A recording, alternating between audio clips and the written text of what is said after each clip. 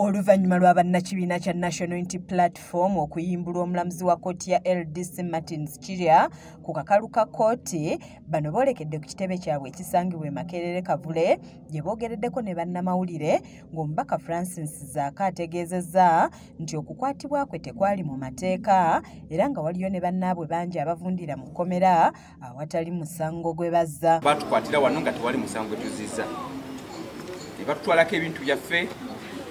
Ne kusookera ddala amagye ne poliisi obeera bakola ebintu bwe bityo baba balina okuwandiika ne batutegeezako ng'obudde bukyali n'ebintu bye bakola byonna byali wabweru wa mu mateeka era ffe tetwakwatibwa twawambibwa buwambibwa era nga tukivumirira ekikolwa ekyo era nga byonna bye batutaddeko bya kyewuusa tebiriiyo.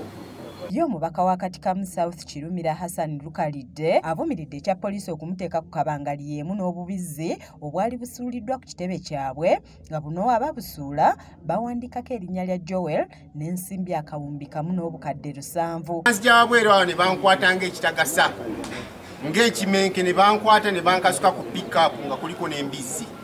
Simanyi ani yali nannyini mbizzi ezo, naye ekyasinga okuswaza oba n'okunswaza n'okuswaza ekitiibwa kyange ng'omusiraamu ate nga deputy imam wa parliament kwe kunkwata ne bakansuka ku bbaki oba ku pick-up okuli embizzi.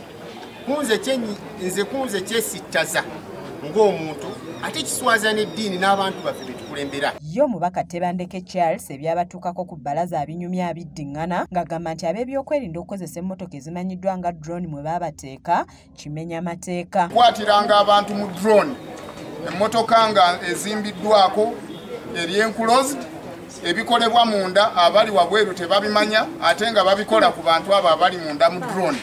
Nsuubira kikyamu era poliisi ne gavumenti eno wakati mu kugezaako obutatyoboola ddembe ly'Abannayuganda, drone zandibadde ziggyibwawo ddala obutaddamu kukwatiramu muntu yenna suspect. Ate ye kansala Kemigisha Sharon ategeezezza nti si wa kussa mukono ng'alwanirira eddembe ly'Abannayuganda. Sigenda kuswalirira kuba nti ndi mulwanyirizi wa ddembe, nti feesi yange bwe bagiraba ne bateebereza nti ngenda kwekalakaasa nga bankwata newayo okufuuka kasitoma w'amakomera kuba ekyo kyendi kwe kuyitibwa kwange.